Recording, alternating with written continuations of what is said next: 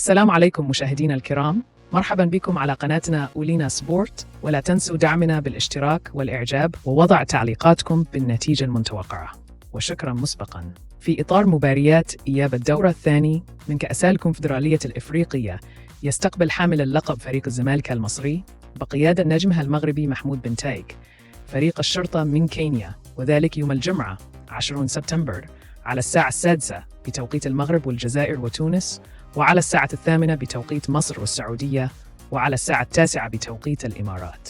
وسيتم نقلها إن شاء الله على قنوات بين سبورت القطرية بالإضافة للقنوات المصرية الأرضية. للتذكير فإن مباراة الذهاب انتهت بفوز الزمالك بهدف لصفر من تسجيل اللاعب عبد الله السعيد.